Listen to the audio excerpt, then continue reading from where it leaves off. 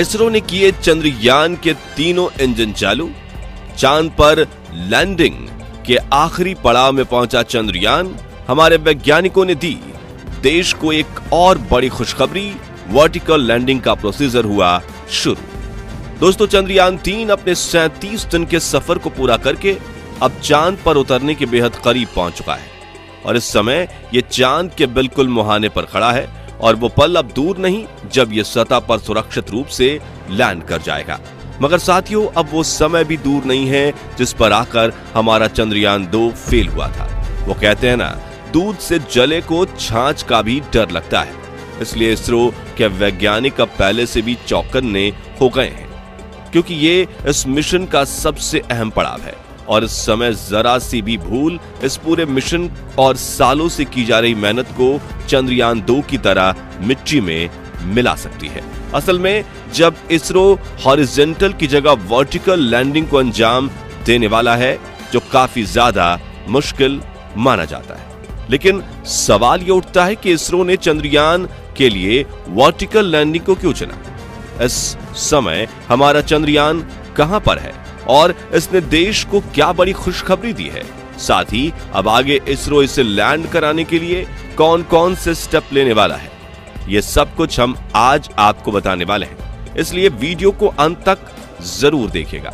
दोस्तों, चंद्रयान 3 को लेकर इस समय जो सबसे बड़ी खबर निकलकर सामने आ रही है, उसे सुनकर सभी खुशी से झूम उठेंगे। इसरो ने यह गुड न्यूज खुद लोगों को दी है, जिस पर न सिर्फ नासा हमें बधाई दे रहा है, बल्कि रूस, जिसके लूना 25 के साथ हमारी लूनर रेस चल रही है, उसने भी इसरो के वैज्ञानिकों की सराहना की है।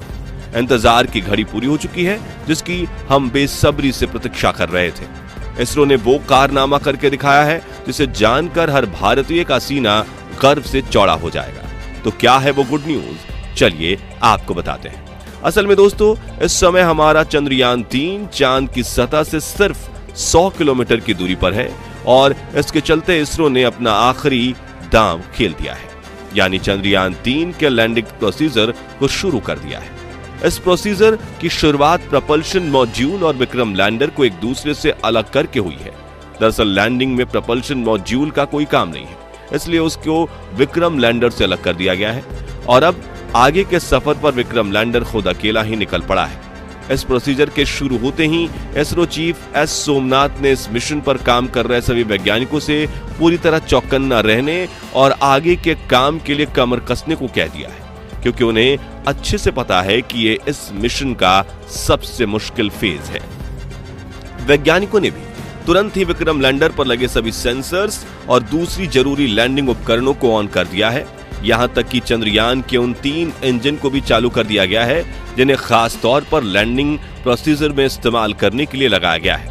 आपको बता दें कि अभी तक इन इंजनों को ऑन नहीं किया गया था, क्योंकि इनका काम यही है कि जब लैंडिंग प्रोसीजर शुरू हो तो ये विक्रम लैंडर के नीचे गिरने की गति को कंट्रोल करने और इसका बैलेंस बनाने में इस्तेमाल किए जाएंगे। दोस्तों, इस समय चंद्रयान 3 चांद की सतह की तरफ फ्री फॉल कर रहा है, यानी ये चांद की ग्रेविटी की मदद से उसकी तरफ बढ़ रहा है। लेकिन यहां हम आपकी जानकारी के लिए बता दें कि चांद की ग्रेविटी पृथ्वी के मुकाबले करीब 6 गुना कम है। इसका मतलब यह है कि चांद पर हमारा चंद्रयान उस तेज गति से नीचे नहीं गिर रहा जैसे हम पृथ्वी पर चीजों को ऊंचाई से नीचे गिरते हुए देखते हैं। मगर यहाँ एक और चीज गौर करने वाली ये भी है कि चांद पर नीचे गिरते हुए एयर फ्रिक्शन ना के बराबर है। इसका मतलब यह है कि जिस तरह पृथ्वी पर जब कोई चीज नीचे गिरती है तो हवा का फ्रिक्शन उसकी गति को कुछ हद तक धीमा करता है, लेकिन चांद पर ऐसा नहीं होता, क्योंकि चांद का वायुमंडल बहुत ज्यादा पतला है। इसलिए इस समय चंद्रयान के नीचे गिरने की रफ्तार इतनी ज्यादा तेज है कि इसे इसमें लगने वाले इंजन या कहें रेट्रो बूस्टर की मदद से धीमा किया जाएगा। अगर चांद का वायुमंडल थोड़ा थिक होता तो इसकी रफ्तार को कम करने के लिए पैराशूट का भी इस्तेमाल किया जा सकता था। यहां तक कि मंगल ग्रह पर भी जब कोई मिशन भेजा जाता है तो लैंडिंग के समय पैराशूट का यूज होता है, लेकिन जब चांद पर ये इसके हल्के वायुमंडल की वजह से मुमकिन नहीं है।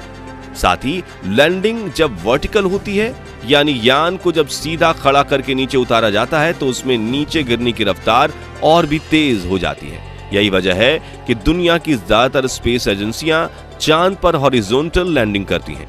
ऐसे में सवाल ये उठता है कि इसरो ने चंद्रयान 3 के लिए वर्टिकल लैंडिंग को ही क्यों चुना?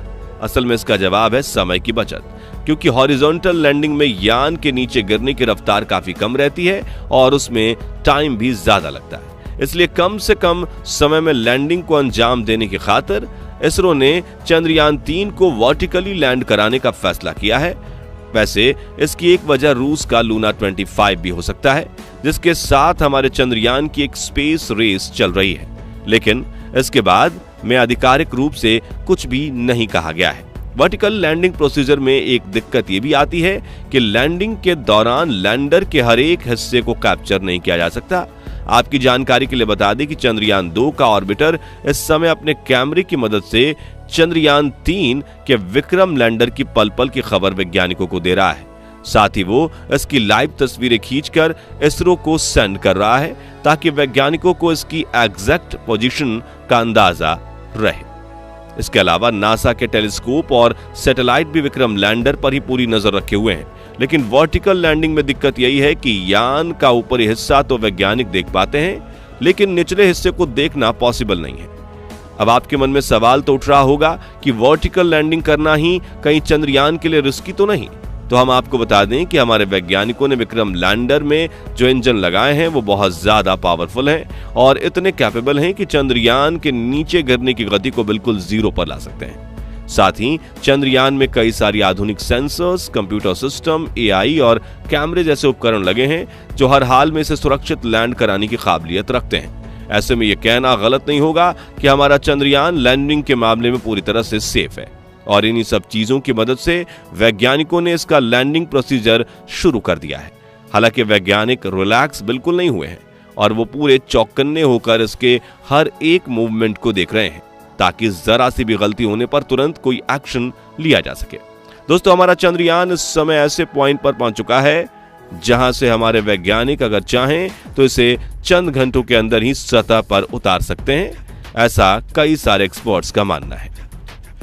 लेकिन इतने बड़े मिशन में जल्दबाजी करना एक बहुत बड़ी भूल साबित हो सकती है, क्योंकि इस मिशन पर ढेर सारा पैसा ही नहीं बल्कि भारत की साख भी दांव पर लगी हुई है, और कोई भी वैज्ञानिक ये नहीं चाहता कि जो गलती चंद्रयान 2 मिशन के दौरान हुई थी वैसा कुछ दोबारा घटित हो। इसलिए इसरो अपने पहले से तय किए हुए प्लान के मुताबिक ही आगे बढ़ रहा है, जिसके अनुसार विक्रम लैंडर में लगा कंप्यूटर सिस्टम इसे आगे के स्टेप के लिए गाइड कर रहा है। साथियों, गौर करने वाली बात यह है कि इसरो के जिस एआई का यूज हो रहा है वो बहुत ही ज्यादा एडवांस है, और यही चीज चंद्रयान 2 और 3 का सबसे मेजर डिफरेंस है। इस बार इसरो ने लैंडिंग प्रोसीजर को सफल बनाने में कोई कसर नहीं छोड़ी है। साथ ही हमारे वैज्ञानिक दिन रात लगातार इस पर नजर रखे हुए हैं, ताकि किसी भी तरह की कोई भूल होने की बिल्कुल गुंजाइश ना रहे। तो दोस्तों, अब वो दिन बहुत करीब आ चुका है जब हमारा चंद्रयान चांद की अंधेरी दुनिया में लैंड करेगा, और भारत का नाम इतिहास के पन्नों में हमेशा के लिए सुनहरे अक्षरों में लिख दिया जाएगा। वैसे आपको चंद्रयान और इसरो के इस कारनामे पर गर्व है या नहीं, हमें कमेंट करके जरूर बताइएगा। बाकी हमारी आज की इस वीडियो में बस इतना ही। वीडियो अच्छी लगी हो तो इसे लाइक और शेयर जरूर करना, और अगर आप चैनल पर नए हैं तो चैनल को सब्सक्राइब